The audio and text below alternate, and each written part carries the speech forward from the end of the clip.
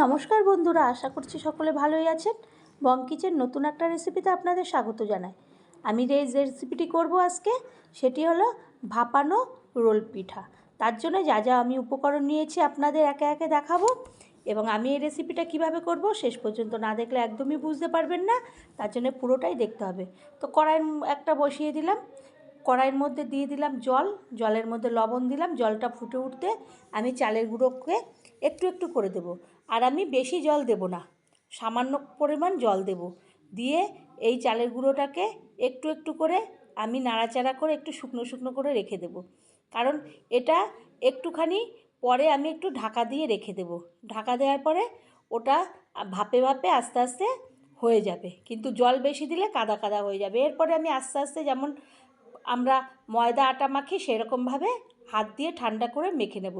এদিকে একটা আমি প্যান বসিয়ে দিলাম, কড়াই কড়াই বসিয়ে তার মধ্যে আমি দিয়ে দিলাম পাটালি গুড়, আর দিয়ে দিলাম নারকেল কোড়ানো, আর একটা এলাচ মুখ ফাটিয়ে দিয়ে দেবো।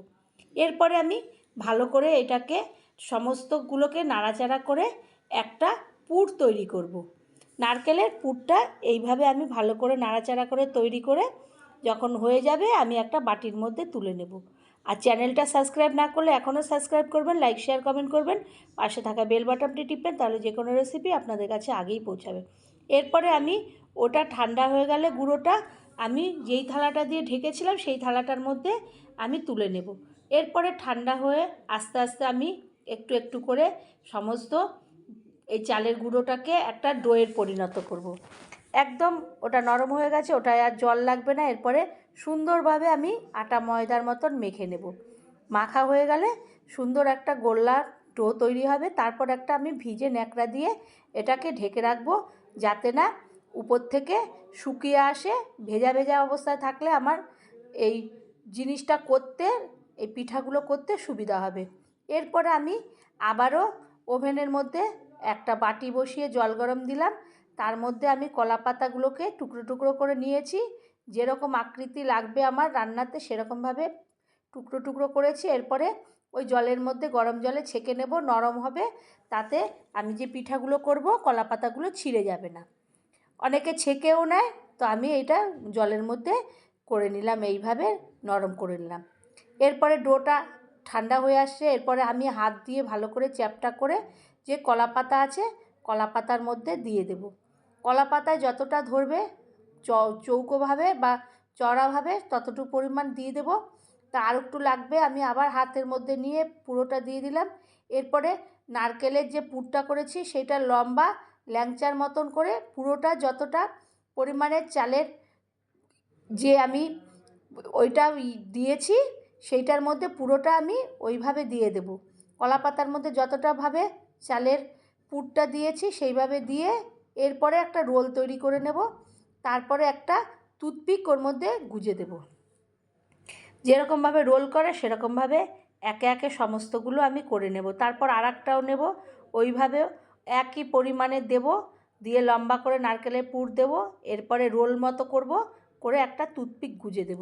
এইভাবে আমি সমস্তগুলোকে কলা পাতায় রোল করে নেব, আর নারকেল দিয়ে আর চালের গুঁড়ো দিয়ে এইভাবে সমস্তটা একে একে আমি তৈরি করে নিচ্ছি। তো বন্ধুরা, পিঠা তো আমরা অনেক রকম করে করে থাকি। মনে করি এই রকম পিঠা আগে হয়তো কোনো দিন করেননি। যদি না করে থাকেন আজকের পরে একবার হলেও করবেন। এরপরে সমস্ত পিঠাগুলো আমার হয়ে গেছে। এদিকে আমি একটা ওভেনের মধ্যে গামলা বসিয়ে তার মধ্যে জল দিয়েছি, আর তার মধ্যে ওপরে একটা ঝাঁঝরি বসিয়ে দিয়েছি, জলটা ফুটতে থাকবে। এদিকে আমি পিঠাগুলো ওর মধ্যে সমস্ত কটা পাতিয়ে দিয়ে একটা থালা দিয়ে ঢেকে দেব, তাইলে এটা ভাপে হতে থাকবে। এইভাবে সমস্ত পিঠাগুলোকে আমি এইভাবে ভাপে করে নিলাম, করে আমি ঢাকনা দিয়ে ঢেকে দিলাম। আমি প্রায় 10 মিনিট পরে ঢাকনাটাকে তুলব, তখন দেখব আমার পিঠাগুলো মোটামুটি তৈরি হয়ে গেছে। এরপরে আমি পিঠাগুলোকে তুলে নেব, আর ওভেনটাও বন্ধ করে দেব। এই ভাপে ভাপে জলের যে ওখান থেকে জল ভাপ হবে, সেই ভাপে ভাপে পিঠাটা উঠে যায় আসবে।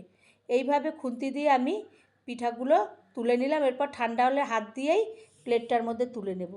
তুলে নেওয়ার পরে দেখব যে ঠান্ডা হয়েছে কি না আর শক্ত হয়েছে কি না। তারপর হাত দিয়ে সমস্তটা দেখলাম, যে শক্ত হয়ে গেছে।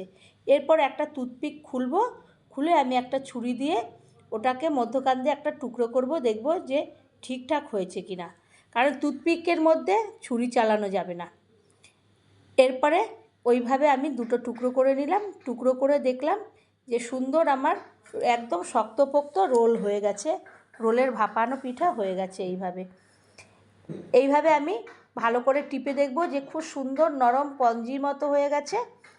তারপরে আমি আরেকটাও এইভাবে নেব, দেখব হ্যাঁ একই রকমভাবে সবকটা পিঠা বেশ শক্ত, ভেতরে পুরটা বেশ সুন্দর নরম হয়ে গেছে। এত সুন্দর রোল পিঠাটা হয়ে গেছে। এরকম একবার হলে করবেন, ভালো লাগলে আবারও কোনো রেসিপিতে দেখা হবে। ধন্যবাদ।